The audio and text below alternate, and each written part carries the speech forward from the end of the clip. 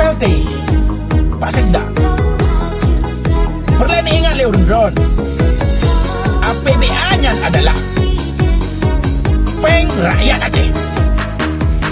Kan harta pusaka urun-urun. Tapi lo ingat APBA-nya adalah peng rakyat Aceh. Kan harta pusaka warisan urun-urun. Sehingga di tengah berbagai kesulitan dan kesusahan yang dialami oleh rakyat Aceh, hana hak awak drone untuk tunda-tunda, dibantu, disalurkan, dicairkan anggaran untuk membantu berbagai kesulitan yang diderita oleh masyarakat Aceh. Uronyo, urang drone adalah urang terupah bak rakyat Aceh. Berbagai fasilitas dengan segala kemewahan yang diterima dari mulai nebedai sampai naik ke lai, nyan mandum ditanggung dengan peng rakyat Aceh. Bahkan dalam dengut pi, mantang ditanggung oleh peng rakyat Aceh. Bantai, kasut, spray, AC, listrik mandum dido dan dibayar dengan peng rakyat Aceh. Tapi uronyo, di saat rakyat Aceh dalam kesulitan, bahkan kena tunda-tunda, nepecun-pecun hak rakyat untuk mendapatkan perhatian dari pemerintah Aceh.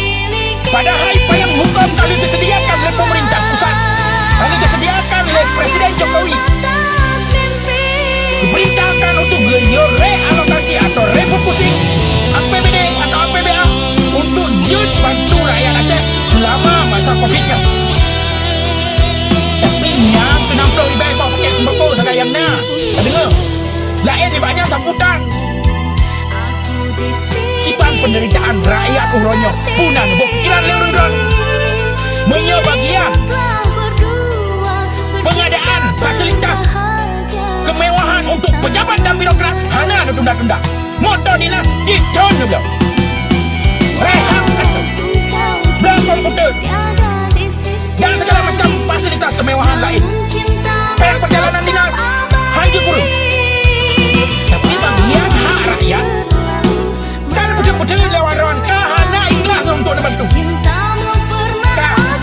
Salah sasaran lah. Menyok rakyat salah sasaran. Menyok birokrat ada salah sasaran.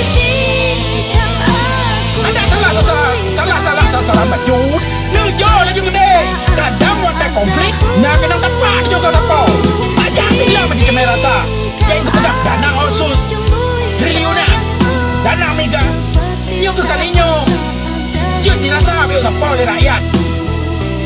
Peng otsusnya, peng migasnya. Dan lah tekan letak tujuh. Nak bertuk ibayar hadai. Bayang lah lewat drone.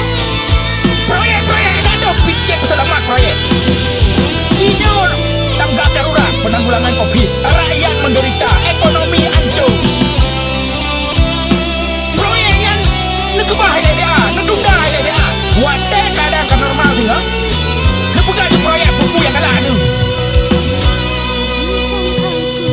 Ya, nak mentang abang ingat dari lontuan ke Bapak PLT. Kita tu tolong bantu segera putran anggaran untuk bantu kesulitan ekonomi dan dampak sosial yang diderita dan ditanggung oleh seluruh rakyat Aceh. Menyohana putran anggaran untuk bantu kesulitan rakyat, maka rakyat yang akan diputran dari jabatan gubernurnya. Nok mentang. Assalamualaikum warahmatullahi wabarakatuh. Ada